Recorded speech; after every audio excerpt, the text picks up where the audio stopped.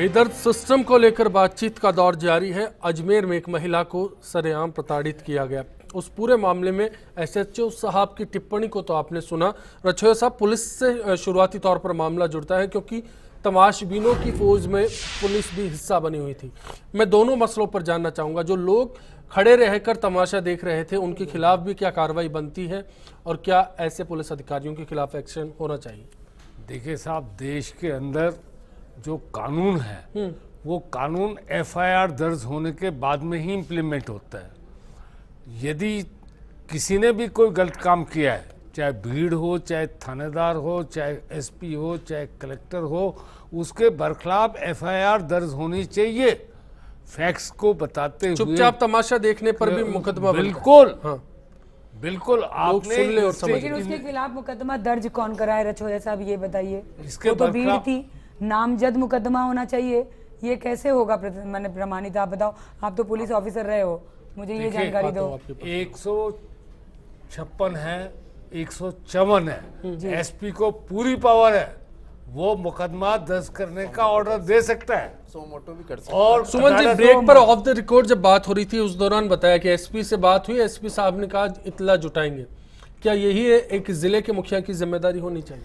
देखिए, जिम्मेदारियां अगर सब लोग बहुत अच्छी तरीके से निर्वहन कर दे तो ऐसे दृश्य हम लोग को देखने को नहीं मिलती।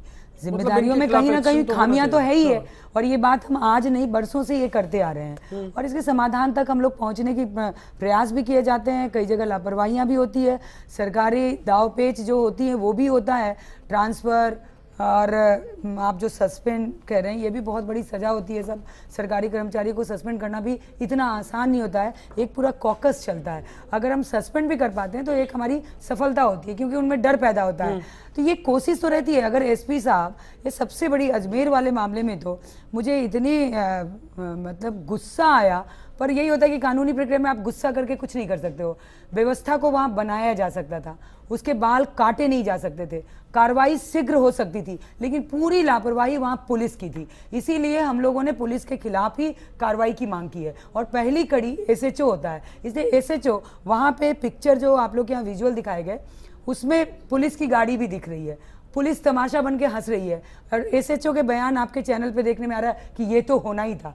अब उस एसएचओ को पता नहीं है कि क्या होना है, और ये जानकारी आयोग एसपी साहब से उनकी मानसिकता पर भी असर पड़ता है। मनन जी जी बिल्कुल, आपकी सारी बातें मैंने सुनी और समझी।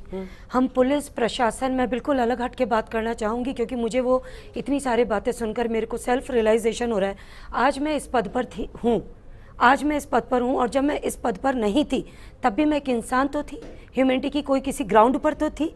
अगर मैं उस वक्त कोई काम कर रही थी और मैं इतने सारे बच्चों के साथ जी रही थी या जी रही हूँ, तो एक कॉमन मैन के पास में सबसे ज़्यादा ताकत होती है। अगर कॉमन मैन यूनाइटेड हो जाए तो बहुत कुछ हो सकता है।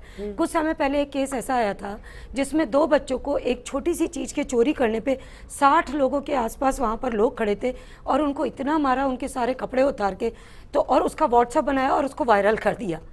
पुलिस के पास में वो मुद्दा बाद में गया, लेकिन उन लोगों में से अगर कोई चाहता तो उन 4 लोगों को जो मार रहे थे, उन बच्चों को, या 50 लोग मार रहे थे उन बच्चों को, तो उनको भी तो वो रोक सकते थे, जो लोग व्हाट्सएप वहाँ खड़े होकर बना रहे थे और मैटर को वायरल कर रहे थे। तो मेरी अपील है कि कॉमन मैन अपनी जागृति लेकर आए, तो हम कानून को, हम एक भय को तो हम ला सकते हैं कि डर कर ये काम नहीं किया, डर कर ये चीज़ नहीं किया। अंग्रेजों के ज़माने में भी हम डर कर बहुत चीज़ें नहीं करते थे, लेकिन फिर भी क्रांति हुई और फिर भी देश आज़ाद हुआ। तो जब वो क्रांति आ सकती है, तो आज कॉमन मैन में, एक आम इंसान के लिए, एक गरीब के लिए, या ऐसी पीड़ित महिला के लिए वो जागृति क्यों नहीं आ सकती?